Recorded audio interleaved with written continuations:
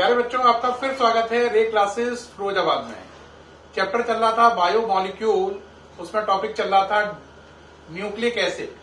मैंने बताया था न्यूक्लिक एसिड दो टाइप के हैं, डीएनए और आरएनए। उसमें से अपन ने शुरू किया था डीएनए की डिटेल चल रही थी। डीएनए कैसे कैसे बनता है वो मैंने आपको बताया था। एक बार रिपीट करते हैं। सबसे पहले डीऑक्सीराइबोस शुगर होती है। डीऑक्सीराइबोस शुगर में नाइट्रोजन बेस जुड़ जाता है तो न्यूक्लियोसाइड बनता है। न्यूक्लियोसाइड में फॉस्फेट ग्रुप अटैच होता है तो न्यूक्लियोटाइड बनता है। और जब बहुत सारे न्यूक्लियोटाइड आपस में जुड़ते हैं तो पॉलीन्यूक्लियोटाइड चेन बनती है। उस पॉलीन्यूक्लियोटाइड चेन को मान लो पॉलीन्यूक्लियोटाइड चेन फर्स्ट। ऐसे ही एक और पॉलीन्यूक्लियोटाइड चेन बन गई। दोनों पॉलीन्यूक्लियोटाइड चेन पास में आई और हाइड्रोजन बॉन्ड से जुड़ गई, डीएनए बन गया। अब मुझे आपको न्यूक्लियोसाइड, न्यूक्लियोटाइड, डीऑक्सीराइबोस शुगर, इनके स्ट्रक्चर एक्सप्लेन करने हैं। स्टार्ट कर रहे हैं, आइए। डीऑक्सीराइबोस शुगर, डीएनए टॉपिक में डीऑक्सीराइबोस शुगर, ये इसका स्ट्रक्चर है। देख रहे हैं, पहले कार्बन पर OH, दूसरे पे HH। ये पहला कार्बन है, चाहे तो नंबर डाल सकते हो। ये दूसरा है, ये तीसरा है, ये चौथा है और ये पांचवा है। पहले कार्बन पे OHH, दूसरे पे HH, तीसरे पे HOH, चौथे पे एक जगह H, एक जगह CH2OH। यहां पे बच्चों एक बात ध्यान रखना, इस शुगर का नाम है डीऑक्सीराइबोस शुगर।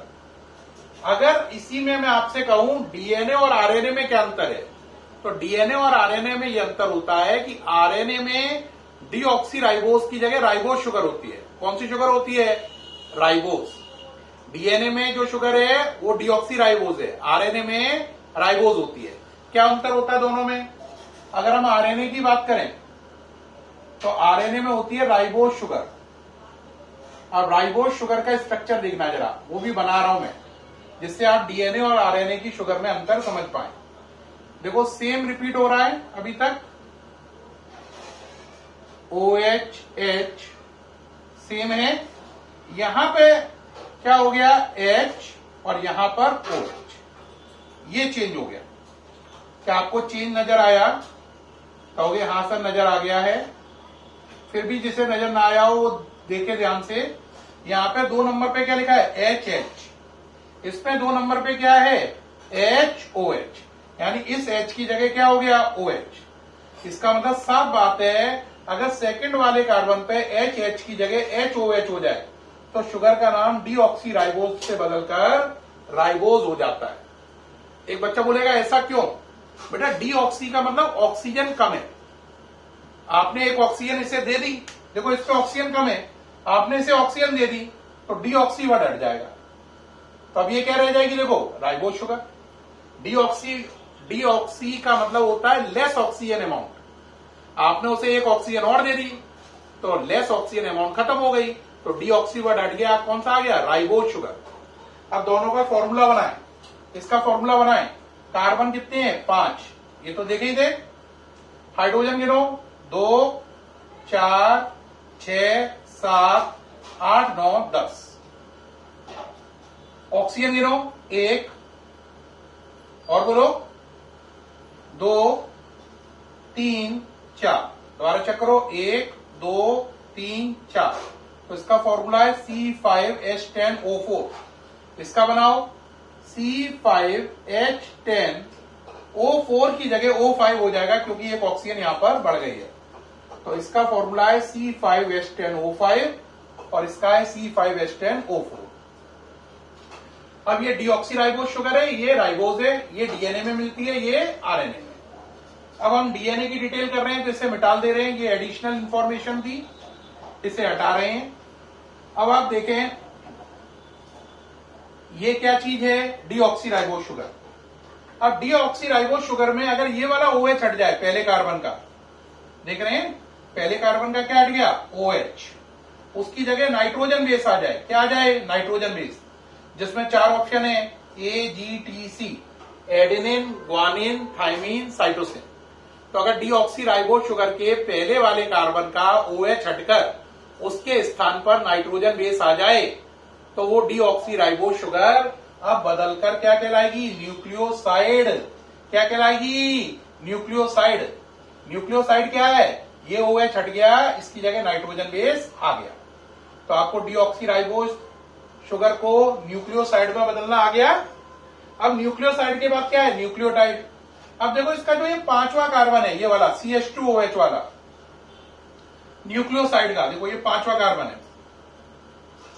तो अगर 5वें वाले कार्बन में से OH हट जाए, क्या हट जाए? OH, उसकी जगह PG आ जाए। एक बच्चा कहेगा PG क्या है? अरे बुद्धू राम बताया तो था, phosphate group. PG phosphate group, paying gas नहीं है, फॉस्फेट ग्रुप है। तो अगर 5वें वाले कार्बन का OH हट जाए, ये वाला, और उसकी जगह फॉस्फेट ग्रुप आ जाए, तो न्यूक्लियोसाइड कन्वर्ट हो जाएगा न्यूक्लियोटाइड में। पूरी बात समझो। डीऑक्सीराइबोज शुगर का OH हटकर क्या आया? Nitrogen base. तो डीऑक्सीराइबोज शुगर से न्यूक्लियोसाइड। न्यूक्लियोसाइड में 5वें कार्बन का OH हटकर क्या आ गया? Phosphate group. तो ये बन गया न्यूक्लियोटाइड। न्यूक्लियोसाइड भी 4 टाइप के हैं क्योंकि नाइट्रोजन बेस 4 टाइप के हैं, तो न्यूक्लियोटाइड भी 4 टाइप के हैं क्योंकि नाइट्रोजन बेस 4 टाइप के हैं। तो कोई न्यूक्लियोसाइड या न्यूक्लियोटाइड ए से बनेगा, कोई G से बनेगा, कोई T से बनेगा, कोई C से बनेगा। A stand for adenine, G for guanine, T for thymine and C for cytosine. पूरी बात क्लियर हो गई। अब बात करते हैं डीएनए की। डीएनए में क्या होता है? देखो ये हटा दें सारा, डीऑक्सीराइबोज शुगर, न्यूक्लियोसाइड, न्यूक्लियोटाइड। अब बात करते हैं किसकी? डीएनए की। अब डीएनए में क्या होता है प्यारे बच्चों? देखो जो डीएनए, उसमें न्यूक्लियोटाइड आपस में जुड़े और एक चेन बना ली, उसका नाम है पॉलीन्यूक्लियोटाइड चेन। क्या बना ली? Polynucleotide chain. क्या आपको पूरी बात समझ में आ रही है या नहीं आ रही? तो दोबारा समझो। पहले आपने लिया, क्या लिया? आपने लिया डीऑक्सीराइबोज शुगर। डीऑक्सीराइबोज शुगर में आपने क्या जोड़ा? डीऑक्सीराइबोज शुगर में जोड़ा आपने नाइट्रोजन बेस। क्या बना? न्यूक्लियोसाइड। न्यूक्लियोसाइड में क्या जोड़ा? Phosphate group. क्या बना? न्यूक्लियोटाइड। यहां तक समझ में आ गई। अब न्यूक्लियोटाइड आपस में जुड़ते जाएंगे और एक चेन बनाएंगे, उस चेन का नाम है पॉलीन्यूक्लियोटाइड। तो देखो ये पॉलीन्यूक्लियोटाइड चेन है, डीएनए की पहली, ये दूसरी। अगर पहली चेन में न्यूक्लियोटाइड जो है उसमें कोडिंग ए है, तो दूसरी चेन के न्यूक्लियोटाइड में कोडिंग अपने आप टी होगी, क्योंकि ए हमेशा टी के सामने आएगा, जी हमेशा सी के सामने आएगा।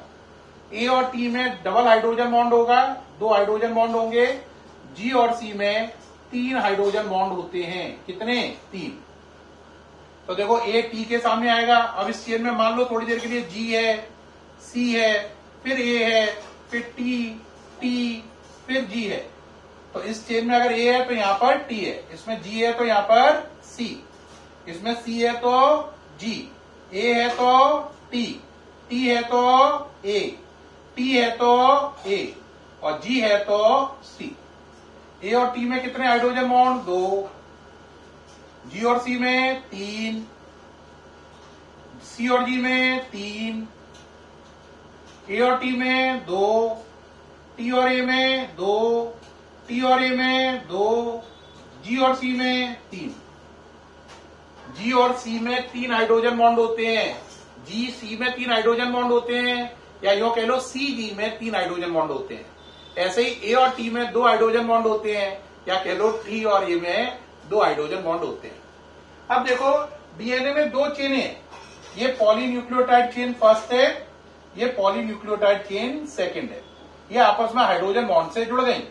जुड़ने से क्या होगा? ऊपर कभी डबल हाइड्रोजन बॉन्ड है, कभी ट्रिपल है, कभी ट्रिपल है, कभी डबल है, तो फोर्स अनइक्वल लग रहे हैं। डबल हाइड्रोजन बॉन्ड है तो वो लंबा होगा, ट्रिपल है तो थोड़ा छोटा होगा। तो हाइड्रोजन बॉन्ड कभी डबल है, कभी ट्रिपल है, तो अनइक्वल फोर्स लगेंगे, कभी डबल बॉन्ड का, कभी ट्रिपल का, कभी डबल का, कभी ट्रिपल का। इससे इन चेनों पर ये आपस में एक दूसरे के सामने नहीं रहेंगी।